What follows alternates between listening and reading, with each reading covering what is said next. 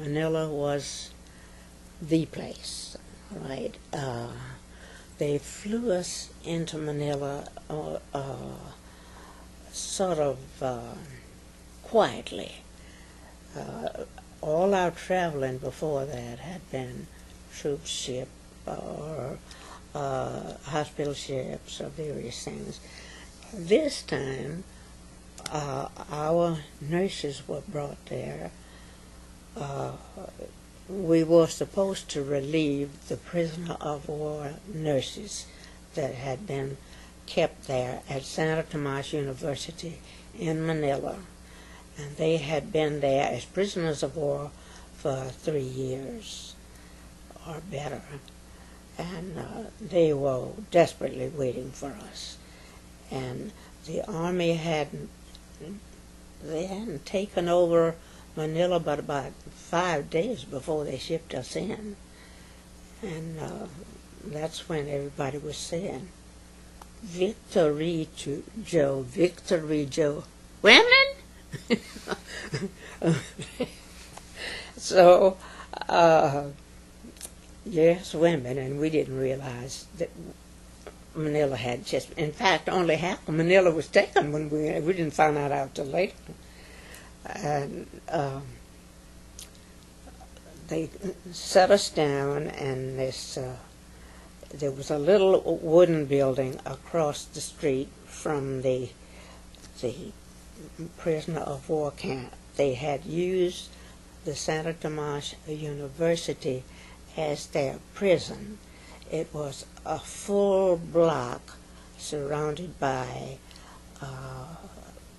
brick walls, pretty high, and had a gate, and that's where they kept the prisoner of war nurses. Also, they had 3,700 civilians who were there, and from having taken over the camp, they also had some of our soldiers who were hurt. All right, that's when they brought us in, and when we arrived, the nurses were so happy to see us. We received many hugs. They were so glad that they were going to get to go home. And all of this was kind of new to us. And, of course, as far as we're concerned, in our quarters, they put us in this little wooden building across the street from this big walled place, the camp.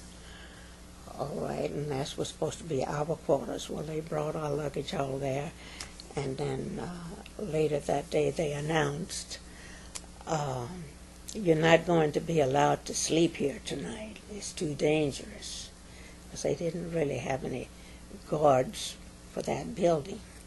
So they said,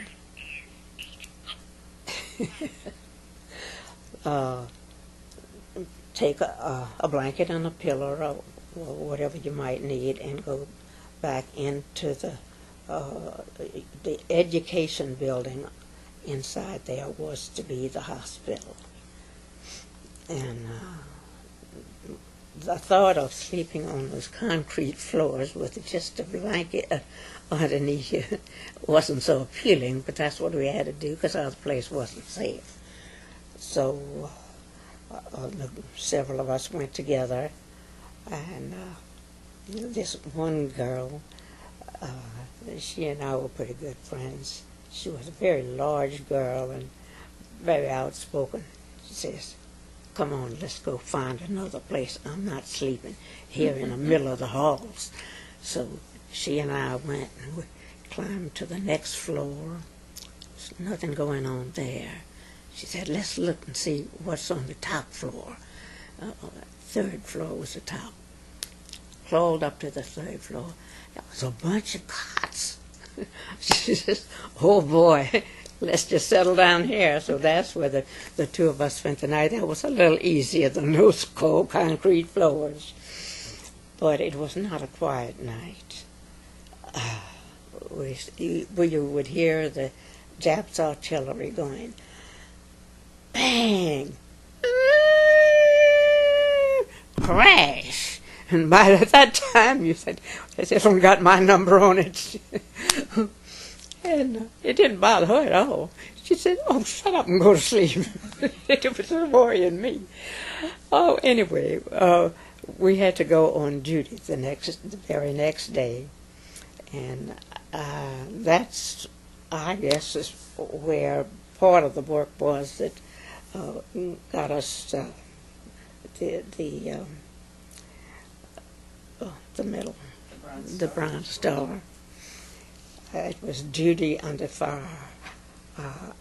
Another nurse and I were assigned to the first room on the corner of the building, windows on two sides.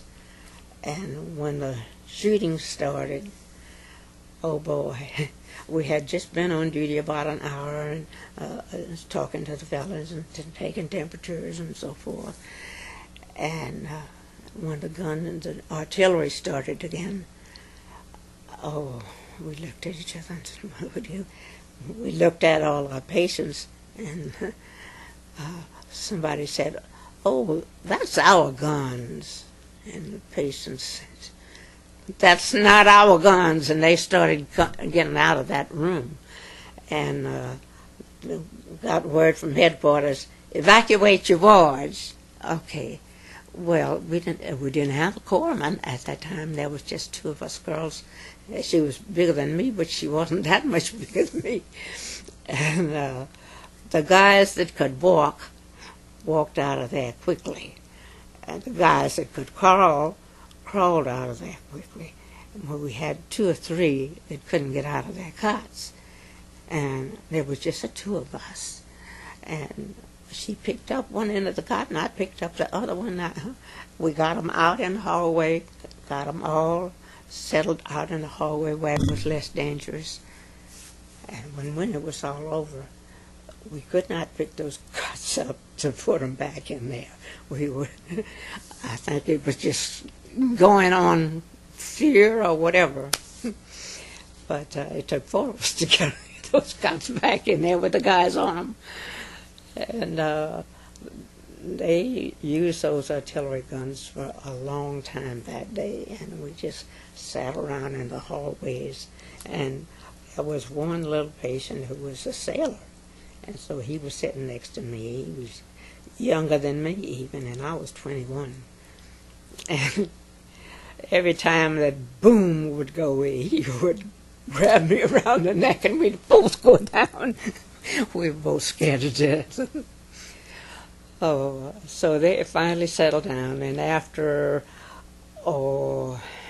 maybe a week or so, we were allowed to sleep in the quarters across the street, and they did have put some guards up there.